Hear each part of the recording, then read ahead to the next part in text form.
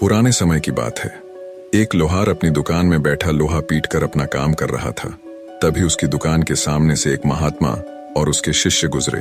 दिन ढल चुका था, रात होने में कुछ ही देर थी। महात्मा लोहार की दुकान में गया और कहा कि क्या आज रात के लिए हमारे यहाँ रहने की व्यवस्था हो सकती है। लोहार हाथ जोड़ बोला, महाराज, ये भी कोई पूछने की बात है। आप जैसे महात्माओं को शरण देने और मेहमान नवाजी का मौका तो बहुत ही किस्मत से मिलता है। लोहार ने महात्मा जी और उनके शिष्यों की ठहरने की पूरी व्यवस्था की। उनकी अच्छे से मेहमान नवाजी की और बढ़िया भोजन करवाया। महात्मा जी लोहार की मेहमान नवाजी से बहुत खुश हुए। सुबह हुई तो महात्मा अपने शिष्यों के साथ चलने की तैयारी कर लोहार के पास आए। बोले, तुम्हारी मेहमान नवाजी से मैं बहुत खुश हूँ। मांगो कोई 3 वरदान, जो भी तुम्हें चाहिए हो।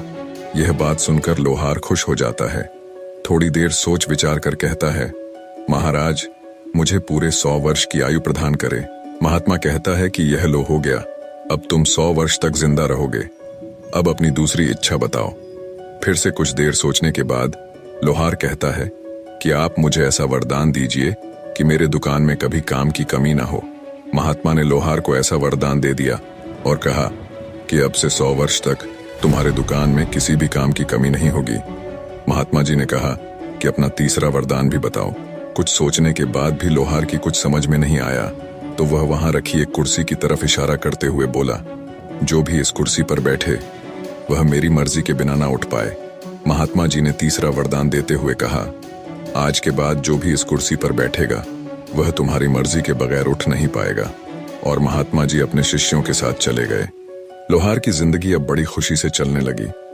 उसके पास किसी प्रकार के कोई काम की कमी नहीं थी। सेहत भी उसकी ज्यों की त्यों थी। वो एकदम हट्टा कट्टा और जवान था। उसके कुछ साथी मर गए तो कुछ बिल्कुल बूढ़े हो चले थे। अब लोहार के भी 100 वर्ष पूरे होने को चले थे। लोहार एक दिन काम में व्यस्त था। तभी यमराज उसकी दुकान पर आया और बोला, चलो मेरे साथ, तुम्हारा वक्त पूरा हुआ। लोहार कुछ सोचते हुए अपनी होशियारी दिखाता है और यमराज से कहता है, महाराज, मुझे बस थोड़ा सा समय दे दीजिए। मैं अपने औजारों को अलग अलग करके रख दूं ताकि वह मेरे बेटों को आसानी से मिल जाए। तब तक आप कृपया करके उस कुर्सी पर बैठ जाएं। लोहार उसी कुर्सी की ओर इशारा करता है और फिर से कहता है, मुझे बस 2 मिनट का समय दीजिए, मैं अपना काम पूरा कर लेता हूँ, फिर मैं आपके साथ चलने के लिए तैयार रहूंगा। जैसे ही यमराज जी उस कुर्सी पर बैठते हैं, लोहार खुशी से झूम उठता है और जोरों से हंसने लगता है और कहता है, जो इस कुर्सी पर बैठ जाता है वो मेरी मर्जी के बगैर नहीं उठ सकता। मुझे महात्मा जी द्वारा वरदान प्राप्त है।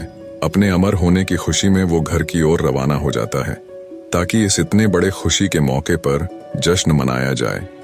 घर जाकर पापी लोहार पकवान बनाने के लिए मुर्गे को पकड़कर उसकी गर्दन धड़ से अलग कर देता है।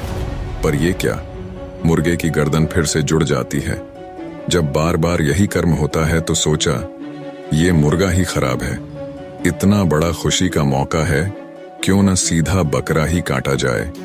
ये सोचकर पापी लोहार बकरे की गर्दन काटता है, पर मरे हुए बकरे की गर्दन भी मुर्गे की तरह फिर से जुड़ जाती है। वो जिंदा हो जाता है और वहां से भाग जाता है। लोहार की हैरानी की कोई सीमा नहीं थी।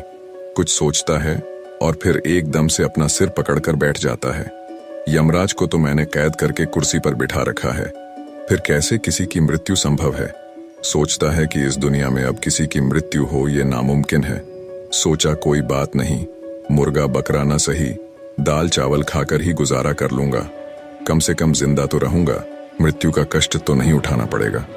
अब वो दाल चावल और अन्य प्राकृतिक चीजें खाकर जीवन जीने लगा। ऐसे ही समय बीतता गया। यमराज जी को उस कुर्सी पर बैठे करीब 1 साल हो गया। पूरी दुनिया में तबाही का मंजर था।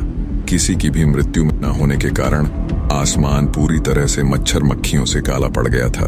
खेतों में होने वाली पैदावार को भी कीट पतंगे और अन्य जंगली जानवर चट कर गए। पृथ्वी पर बड़े बड़े जहरीले सांप पैदा हो गए। भूख से परेशान मांसाहारी जीव, शेर चीते जंगलों से निकलकर शहरों में घुस गए और लोगों को नुकसान पहुंचाने लगे। अब मर तो कोई रहा नहीं था, कोई भूख से तो कोई दर्द से तड़प रहा था। पूरी पृथ्वी पर त्राही त्राही मच गई। अब लोहार को भी अपनी करनी पर बहुत पछतावा होता है। खुद से कहता है, मैंने अपने स्वार्थ में यमराज को उस कुर्सी पर बैठा दिया जिससे पूरी दुनिया तहस नहस हो गई। इस जिंदगी से अच्छा तो मैं मृत्यु का कष्ट ही सह लेता। गया भागा भागा, खुद को कोसता हुआ अपनी दुकान पर, और यमराज को आजाद कर दिया। यमराज ने आजाद होते ही पूरे गुस्से में लोहार को पकड़ा और ऊपर लेकर चला गया। कुछ ही समय बाद धीरे धीरे पूरी दुनिया में मृत्यु होने लगी और धीरे धीरे सब सामान्य होता चला गया। निष्कर्ष, किसी भी रूप में स्वार्थ और व्यक्तिगत लाभ की इच्छा, चाहे वह अमृता ही क्यों न हो, पूरे समाज और प्रकृति पर विपरीत प्रभाव डाल सकती है। सही मार्ग पर चलते हुए हमें प्रकृति और जीवन के नियमों का सम्मान करना चाहिए और स्वार्थ के बजाय व्यापक कल्याण के बारे में सोचना चाहिए। अंततः सच्ची शांति और संतुलन वही है जो संसार के प्राकृतिक नियमों के साथ सामंजस्य में रहते हुए प्राप्त की जा सकती है, न कि उन्हें तोड़ने से।